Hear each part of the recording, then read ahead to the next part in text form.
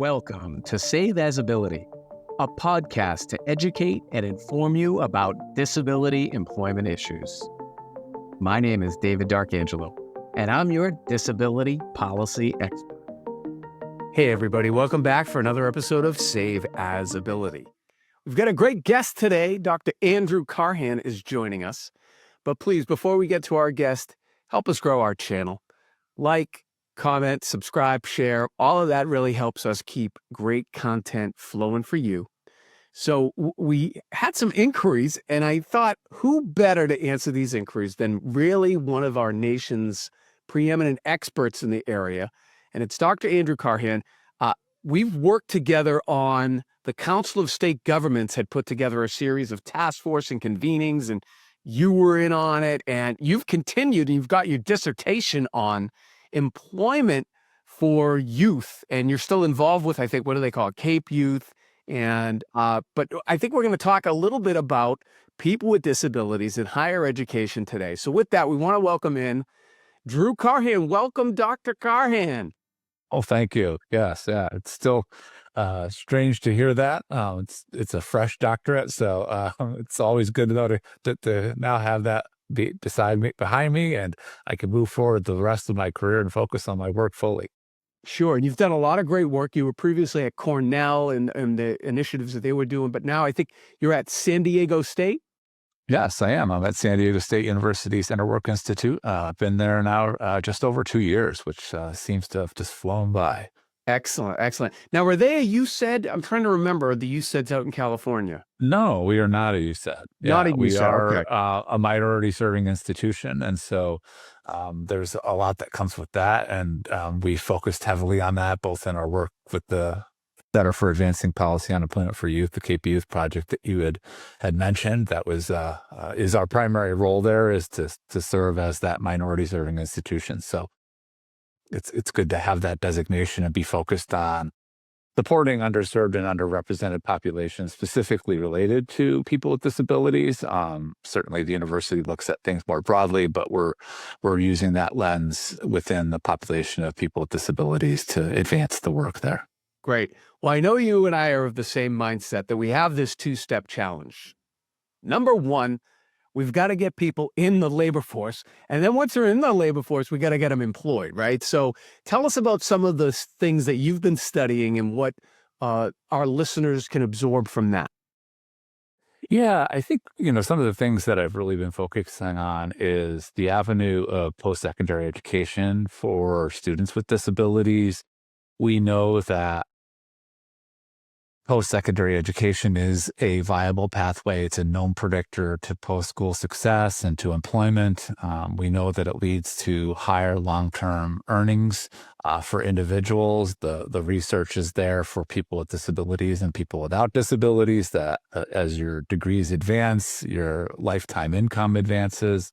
And so, in thinking about that and the work that we've done sort of as a system and a field, there has been less emphasis focused on what's happening around students with disabilities in higher education. And there's a couple reasons for that. Most of the supports that students with disabilities can afford themselves of when they enter a higher education environment are really tied to Section 504 of the Rehabilitation Act and the Americans with Disabilities Act. But those protections and the services and supports that are available are vastly different than what a student with a disability may have been used to in the secondary education environment. So as they transition, there really is a need to be looking in the post-secondary environment. Well, how do we create an inclusive space that welcomes students with disabilities in, that certainly provides the supports that a disability resource office or a student access office, they go by different names, the resources that they can afford a student, but how do you make that almost seem invisible within a university environment, to include things like universal design and thinking through how we offer supports to all students, not just students with disabilities, and therefore in doing so, really create an environment that allows for inclusion and doesn't require a singling out or a pulling out of a student to say, oh, well, we need to pull them out to go take their test here, or this student needs this. And, for a real good example of that is something that's really basic. It's note taking. It's one of the number one accommodations that students with disabilities ask for within the post-secondary education systems. And it's one of those things, particularly now with the onset of extremely advanced technology like artificial intelligence and all of the various things that can come from that. Note taking could be implemented university-wide, college-wide, across the board in all classrooms without and providing note-taking service without having anybody needing to even ask for that service. And so, Right. that has, a couple different benefits. One Or is, even needing a human to perform the note taking. exactly. Right. Yeah, exactly. You don't need to have another student that's, doing their notes and then having those notes then be translated by the student with the disability.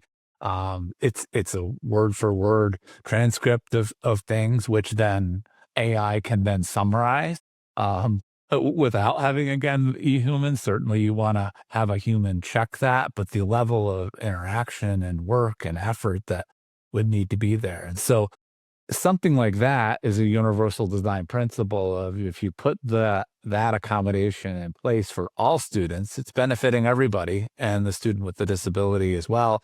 And there's no need to create the stigma of, oh, well, hey, I need note taking, or use the resources of the Disability Resource Office to send the letter to the professor, interact with the professor, have the student take the time with the professor to work out the note taking, find the other student. I mean, there's all of those logistical things too that just wouldn't need to happen. So that's just one example of something that I think could be greatly benefited within higher education. Yeah, it's very interesting to see the evolution of higher ed accommodations and reasonable modifications, because when I was at the Office on Disability, it was all about, well, can we get the person into the dorm? There's only steps. How are they going to have the same experience, right? And so it's evolved from like built environment stuff where there's still a ways to go there, but now so much more, particularly with online learning and virtual learning and all of that. Can you speak a little bit to the feeder system of how the kids now they're coming out of high school, they're going into higher ed? We used to really try to, we had programs in place to be able to educate people with disabilities in high schools to give them the courage to go speak to their ADA office, or, some colleges and universities still didn't even really have a matured thing. Now I think it's much more sophisticated. Can you speak to that a little bit and how you've seen that evolve? Yeah, I think I've seen it evolve. I've seen the need for it to continually evolve and build the resources and supports. Sometimes what ends up happening is the avenues that students choose, particularly students with disabilities, if they were not high in the academic realm, they might be moving on to community colleges because that's the avenue to which they can get into a school and pursue their higher education. And they may have a disability resource office, but it also may be less resource rich than some of the other institutions that have additional money, benefactors, people pouring money into Right. the field. They may be a university center of excellence. They may have other partnerships within the university structure that gives them a subject matter expertise and a knowledge to pull upon as they build like a more inclusive university environment. And so, I think that the transformation that I'm seeing is one, higher education is being presented more as an opportunity for people, even people with intellectual and developmental disabilities. There's been a significant amount of effort put into uh, the programs on colleges and universities that have been federally funded to support individuals with developmental disabilities on having what I would call an inclusive education experience. it's not always leading to credentials. There are a few of those programs that lead to credentials and degree attainment.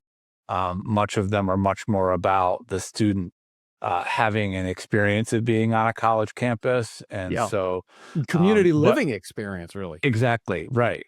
And so I've seen that as a growth. And I also see that those programs are growing and moving from the community living, community experience to, hey, there are still students who could be getting credentials and degrees, and how can we build that into these programs?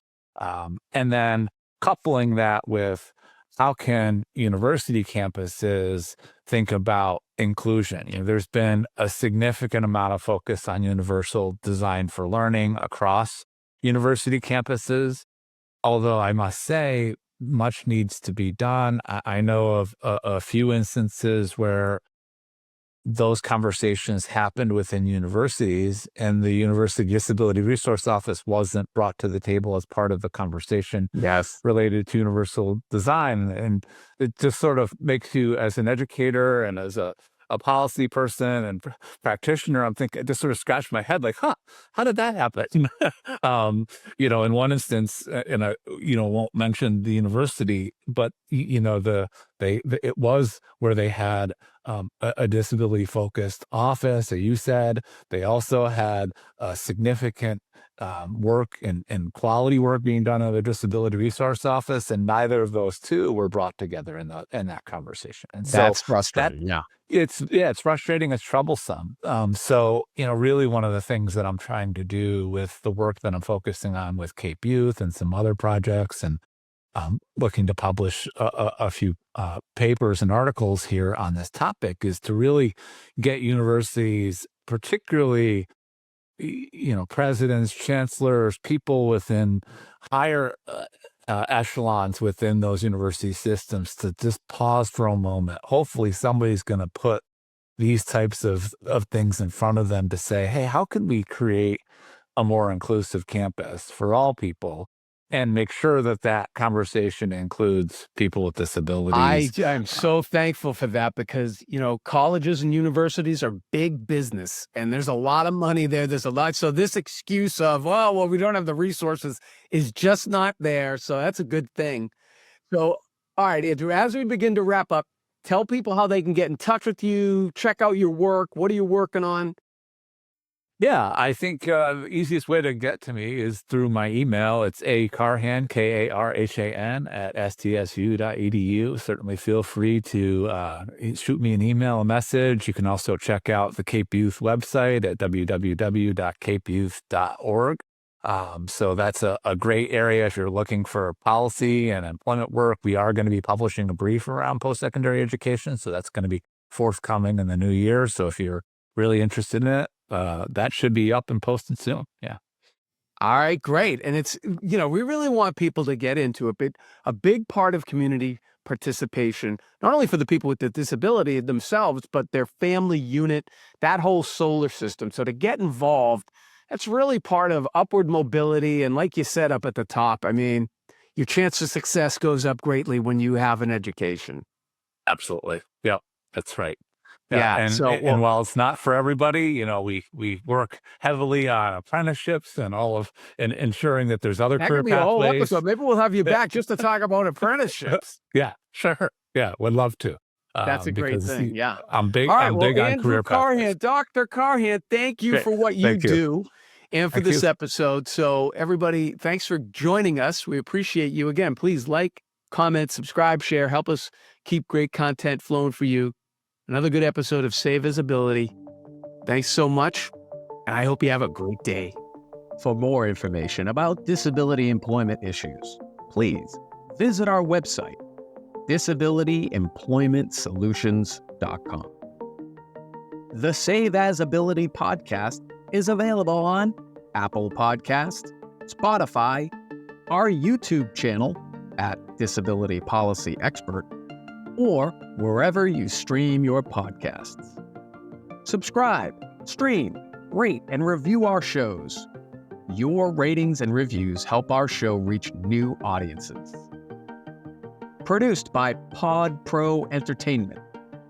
Save As Ability lives within a network of podcasts located at podproentertainment.com.